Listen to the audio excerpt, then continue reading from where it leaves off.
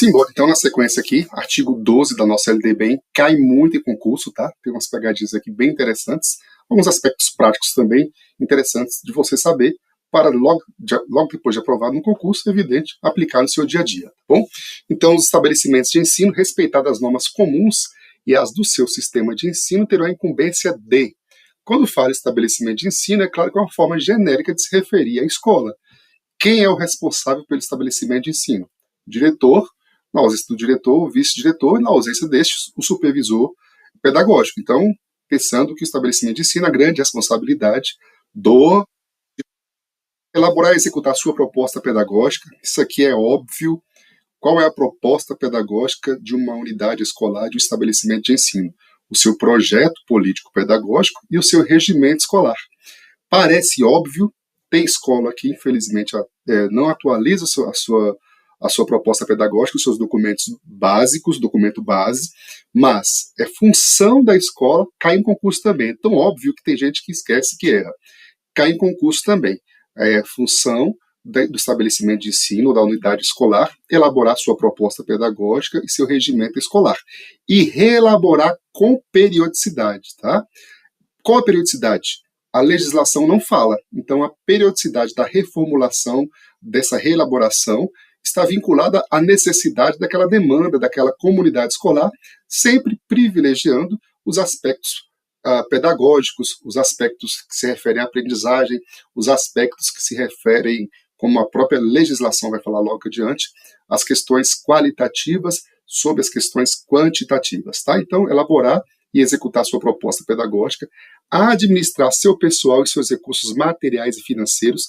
Isso aqui, como eu sempre falo, cai em situações problema, trazendo essa questão da gestão do recurso material e financeiro. Então, o recurso material e financeiro da unidade escolar, da escola, deve ser administrado pelo diretor. Ah, professor, mas diretor de escola pública não tem acesso a dinheiro. Sim, ele não tem acesso ao recurso financeiro físico, mas ele tem acesso indireto pelos bens, pelos serviços, pelo capital humano, pelos recursos humanos, pelos colaboradores que estão na instituição. Então, quando o diretor afere frequência, determina o registro de falta de algum servidor, de algum professor, ele está administrando esse recurso pessoal e recurso financeiro também. Tá? Ele tem responsabilidade civil, responsabilidade direta sobre a gestão patrimonial, financeira, dos bens materiais dessa escola e dos bens materiais dos recursos humanos. Ele responde solidariamente. O diretor escolar é ordenador de despesa. Quando ele determina, superintendência, paga o professor de língua portuguesa 18 horas, superintendência, paga o professor de matemática 17 horas, tendo uma falta.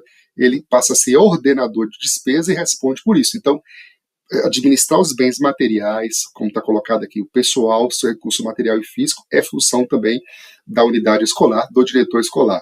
Assegurar o cumprimento dos dias letivos e horas-aulas estabelecidas, só para começar a fixar aqui também, que cai também concurso, dias letivos mínimo de 200 dias, horas letivas mínimas de 800 horas para o ensino fundamental e médio. Adiante nós vamos falar mais disso.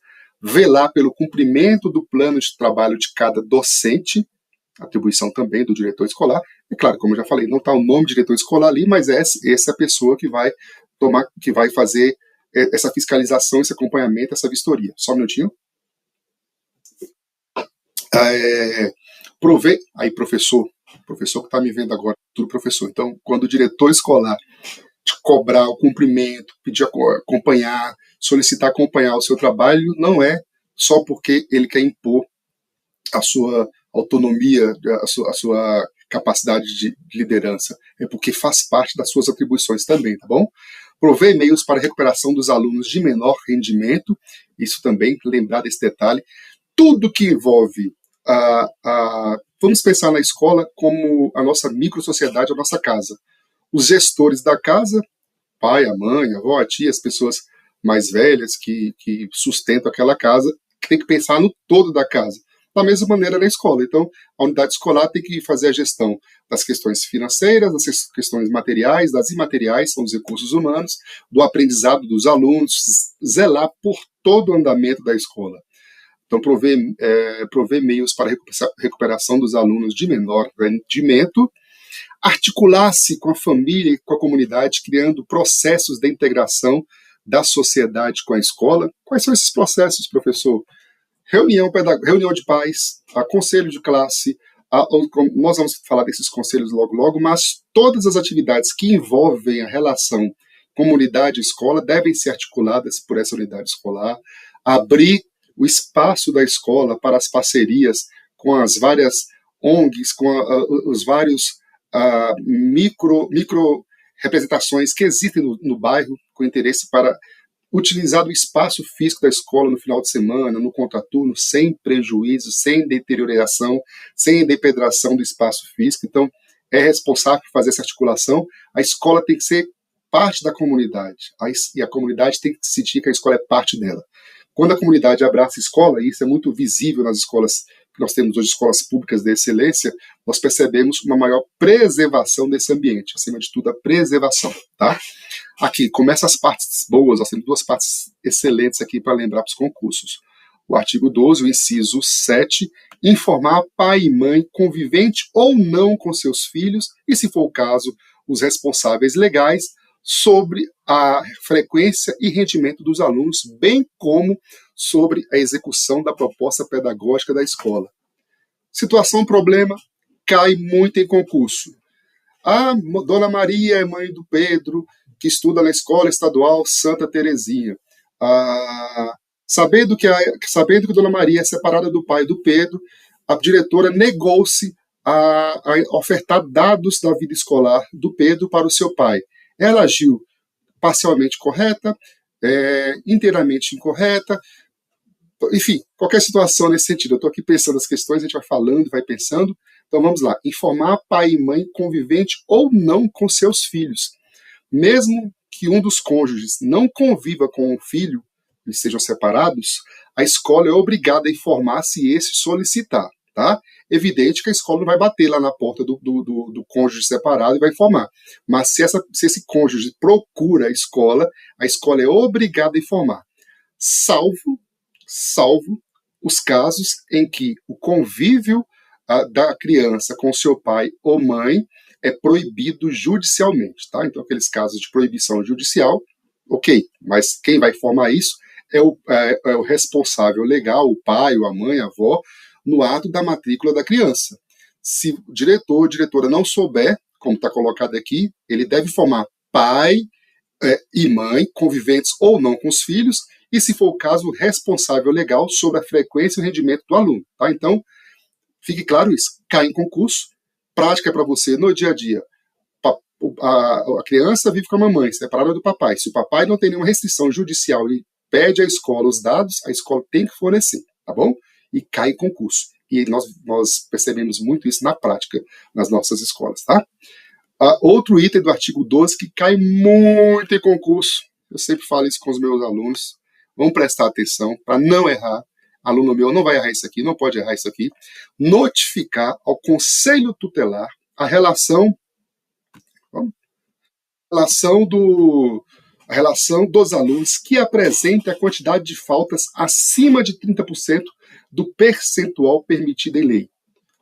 Notificar ao conselho tutelar a relação dos alunos que apresentem a quantidade de faltas acima de 30% do percentual permitido em lei. Primeira pegadinha. No inciso 8º aqui, não fala da presença, fala das faltas. Então, meu cômputo tem que ser 30% da quantidade de faltas permitidas em lei.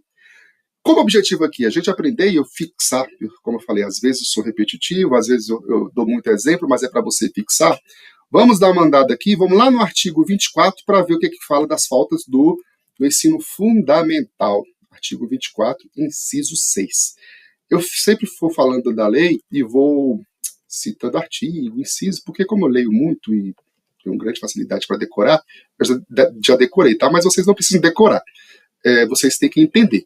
Então vamos lá, artigo 24. A educação básica nos níveis fundamental e médio será organizada com as seguintes regras comuns. Deixa eu marcar aqui, que depois o objetivo aqui é entender lá em cima. As seguintes regras comuns da educação básica nos níveis fundamental e médio. Inciso 6. aqui.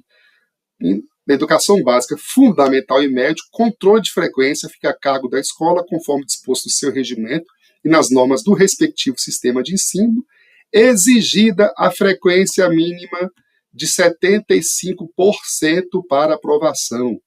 Então, olha aqui, exigida a frequência mínima de 75% do total de horas para a aprovação. 75%. Se é 75% frequência mínima, a falta é 25%. E isso do fundamental e médio, tá? Então, fixa aí. Frequência mínima fundamental e médio, 75%. Por consequência, falta 25%. Vamos lá no artigo 31, que fala da educação infantil, e especificamente do pré-escolar. Artigo 31, lá no inciso 4. Inciso 4. Vamos lá, deixa eu passar aqui. Isso, artigo 31, inciso... Aqui. Artigo 31. A educação infantil será organizada de acordo com as seguintes regras comuns. Como eu falei, deixa eu marcar aqui, que já não vou voltar aqui. E aí a gente já deixa marcadinho, porque o objetivo é fixar mesmo. Inciso 4. Controle de frequência pela instituição de educação pré-escolar, exigida a frequência mínima de 60% do total de horas. Olha onde aqui. As duas pegadinhas, então, aqui que caem em concurso. Vamos até adiantar essa pegadinha aqui. Bom, primeiro, só se fala de controle de frequência na pré-escola. O que é pré-escola que nós já vimos? Vamos fixar. Pré-escola para os alunos que estão lá de 0 até 5 anos, que podem estar na pré-escola, mas normalmente, seguindo aquele fluxo de idade, 4 e 5 anos. Então, só se fala de frequência na pré-escola. Não é para toda a educação infantil. Frequência mínima na pré-escola, 60%, tá? Professor, sobre creche. Sobre creche, a legislação é omissa. Até porque, como nós falamos, a creche ainda não está dentro daquele escopo da educação básica obrigatória. O que é dentro da educação básica obrigatória? Educação infantil, fundamental e médio. Mas lá na frente, o que a legislação fala?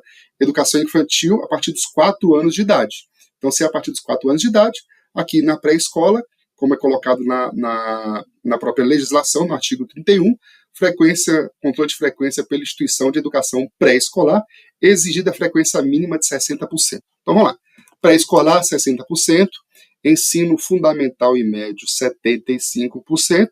Vamos voltar lá no artigo 12, para a gente só entender aqui onde moram as pegadinhas e para o seu dia a dia também, que é o mais importante. Então, vamos lá. Artigo 12, inciso 8, notificar o Conselho Tutelar do município a relação dos alunos que apresentem quantidade de faltas acima de 30% do percentual permitido em lei. Então, quantidade de faltas acima de 30% do percentual permitido em lei. Qual é o bom senso nesse momento? Eu vou esperar o aluno faltar o mês inteiro para notificar? Não.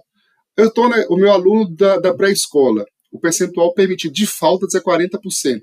40% lá. Então, se eu pego 30% dos 40%, dá 12%.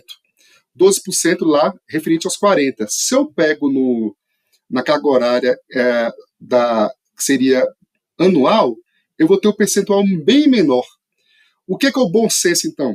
Que talvez isso não caia no concurso. Vamos parar aqui.